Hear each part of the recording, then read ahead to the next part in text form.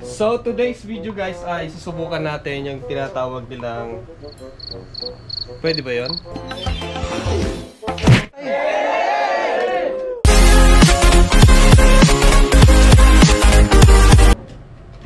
So may nagtatanong sa akin kung pwede daw bang gamitin as a battery charger yung mga welding machine na ganito, inverter welding machine. So hindi ko pa rin sinasabi na pwede natin gawin. Baka may maraming masira maging kasalanan pa ni Juan de la Salle. Experiment lang to kasi nga may mga nag-comment or pwede ba natin gawin? Pwede ba subukan? So susubukan natin. Kadalasan ang output ng mga welding machine na ganito ay nasa 300, 200, 250. So masyadong malakas kung yan ang pang-charge natin. Kahit sabihin natin na yung battery natin ay yung flooded type or lithium iron phosphate, matataas kasi ang voltage nito, umaabot ng 50 or 60 volt DC. Mataas pa yung kanyang current. Bagamat dito sa amin ay may gumagamit ng ganyan, kaya lang yung transformer type. So, ginagamit nila yon, kaya lang kadalasan maraming nasisirang battery. Di nagtatagal. So, bago natin subukan ay try muna natin pang welding. Baka sabihin nila hindi gumagana ng pang welding. Try muna natin. So, dalawang unit yung gagamitin natin para matest natin ang gusto. So, eto guys, kaya ako hindi ina-advise na pang-charge ang welding machine sa mga battery kasi nga, yung battery natin ay 12 volt or 24 volt. Malamang siguro pwede kung yung battery natin ay 48 volt. Pero hindi ko pa rin ina-advise kasi napakataas ng kanyang ampere. So, bagay, pwede naman natin, ano ba Juan de la Salle, saan ka ba sasay? At least, wala akong kasalanan kung sakali masira yung gamit nyo. So, pwede naman siyang i-adjust hanggang 25 ampere hanggang 300 lang naman. Yan. So, napakadelikado niyan. Labas sa kanya sa MMA ay 51.2. I-recheck natin. Maabot ng 54 volt DC. So, ang taas niyan. Okay. So kung yan ang mag-absorb lahat sa 12 volt ay pwede naman, kaya lang mainit yung baterya mo. Kahit sabihin natin na 25 ampere. 24 volt, medyo kaya naman niya konti, kaya lang hindi tatagal yung battery mo. Yan. So pag ilipat natin sa manual, sa MIG, dito ay mababa yung kanyang voltage. Yan o. Oops. Manual MIG. Yun nga lang, wala siyang output kasi nga nakasalalay siya sa switch ng MIG Torx. Parehas sa Synergic MIG. Tapos sa Pulse MIG, walang lumalabas. Kasi nga, sa switch. Pero dito sa lifting, merong lumalabas sa kanya na 17 pala. 17 volt DC. Ay, baka pwede, malamang. So, bahala kayo kung gagawin nyo. Yan, nasa 180 ampere. So, pwede natin ibaba hanggang, hanggang 15 ampere. Si Predator MIG Pulser. Ayan, yun nga lang kasi ang presyo nito ay nasa 13,000 pesos. So, bahala kayo kung anong gagawin nyo. Subukan natin yung isa. Dito ay 2-in-1 lang kasi. Pwede sa MMA at TIG, yung may switch, high frequency. Pero dito, lifting siya, pwede. Tapos MIG, pwede sa aluminum, pwede sa bakal, pwede sa gasless, at pwede rin sa MMA. So, multi-purpose na welding machine to. So, subukan natin dito. MMA, ang lumalabas ay 57 volts. So, napakataas niyan. Ayan, pasintabi na kung just in case. Ayan, 35 hanggang 300. Sa lifting ay mamamatay siya kasi nga nakasalalay sa switch. High frequency start kasi to. Ayan, so may tumutunog sa kanya pag sinwitch natin yun, Yun, Yan.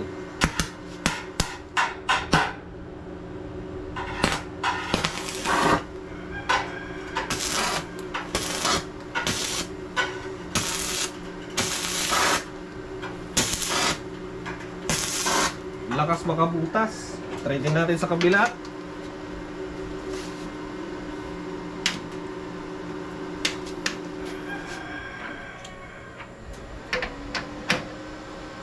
So, try natin sa MMA muna.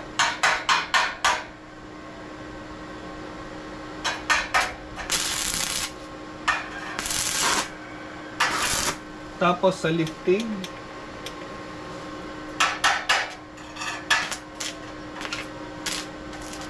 Mababa dyan kasi nga kailangan niya ng gas. So, pwede rin pala pag itaas mo yung kanyang ampere. So, try natin sa 100. Pwede. So guys, subukan na natin kasi nga guys, wala akong nahiram na battery.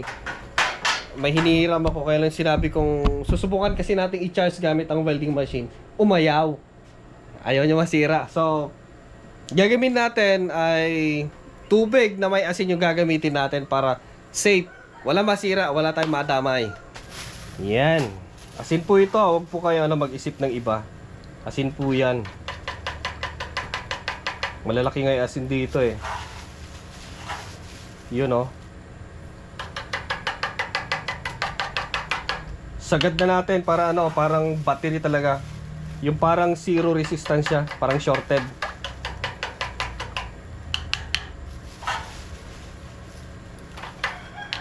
Lagay na natin lahat.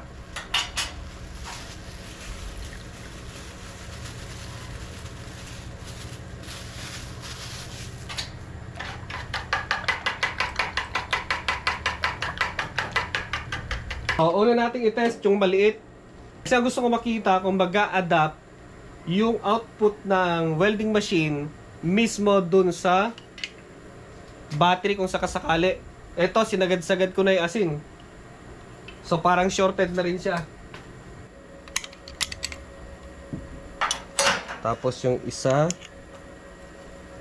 Then isuksok natin dito yung tester para makita natin kung mag-drop down yung kuryente.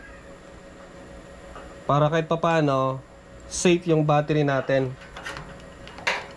Dahil kung hindi, napakadelikado niyan.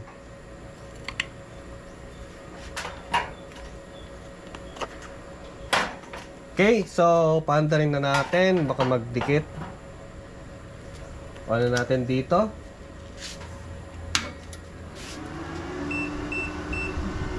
So hindi natin magagamit sa TIG kasi nga kailangan niya ng switch. At kung yun ang gagamitin naman natin, nagra-rattle sa loob, pwede kong lifting at mababa yung voltage niya. So yan, nasa 58. So hindi na natin maibababa kasi ngayon talagang output nito. Baba na natin yung ampere. So subukan natin sa 35 ampere. Mataas na yan kung sakasakali na pang charge natin sa battery.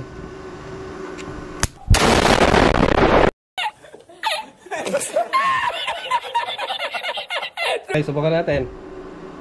Ngayon ang lakas ng kulo Nasa 57 volt. Yung polarity wag nyo nang pansinin. Basta yung voltage ang dapat mag-drop. Subukan natin.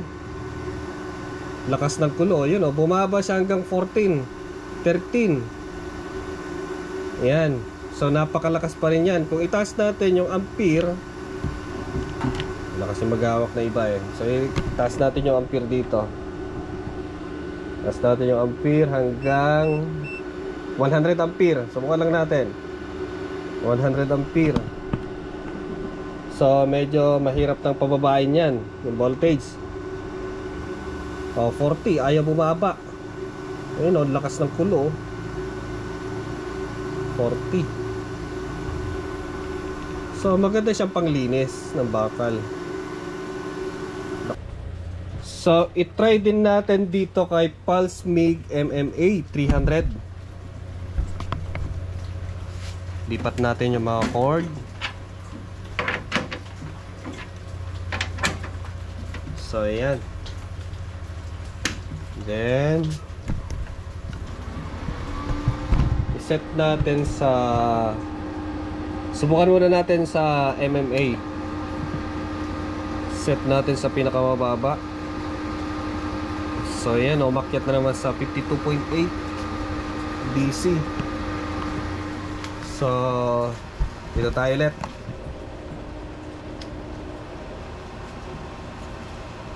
Okay. So tingnan natin kung mag-adapt ng mababa yung voltage kung bababa siya.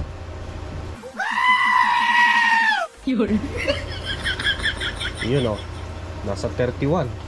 So parang mas malakas to 26. Ang setting natin 25 ampere. Ayun oh. Nating lapit. Ayun, nasa 20, 19, 16. Pero grabing kulo niya oh. So subukan natin itaas.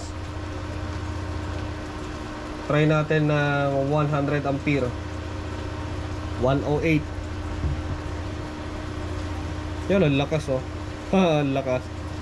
40 volt. Ayaw niya bumaba ng ano, ang lakas ng kulo oh. Check natin yung tubig kung mainit. Maligam-gam na. Mas malakas kasi makapagpainit ng tubig pag AC. Pag DC, kahit kumukulo na yan, electrolysis lang yon, pero yung tubig malamig pa. Yan, malakas makapagpa-evaporate ng tubig ang DC pero hindi masyado mainit. Sa lifting. So dito, 17 volt DC. Yan. So nag-register naman dito sa mismong tester 17 volt. So check natin.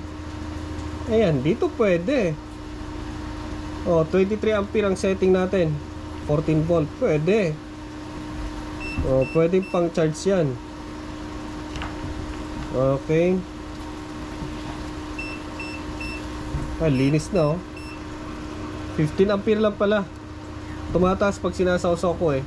Maabot ng 23. Ayan o, tingnan nyo. Bababa yung voltage dito pero tataas yung current, yung ampere. Pakita ko sa inyo. Ayan o. Sawsaw ko siya. Ayan, umabot ng 23. Parang meron siyang boost. Ibu-boost up pa niya pag nasasakal. Ayan o, tumataas din yung voltage minsan.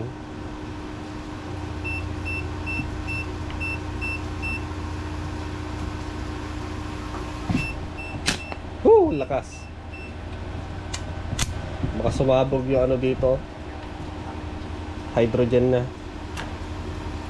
So pwede siya guys. Pwede yung pang charge.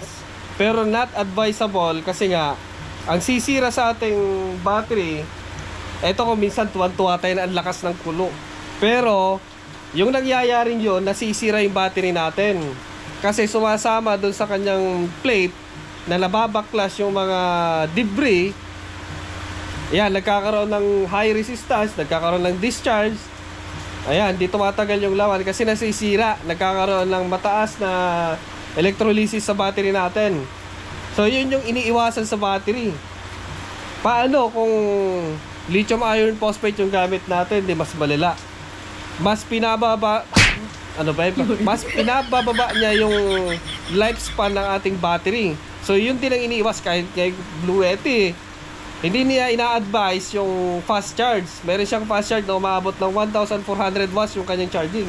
Pero hindi niya ina-advise. Within 1 hour full charge na siya. Pero hindi niya ina-advise. Mas advise niya pa rin yung standard at yung silent. Tapos ang gagamitin natin kahit sabihin na minsan kasi talagang hindi inaabot ng 2 taon yung battery natin, yung flooded. Kasi yung mga charging station na ginagamit natin or pinagpapakarga natin, syempre sila nagkakarga tuwang-tuwa kasi ang bilis makargahan.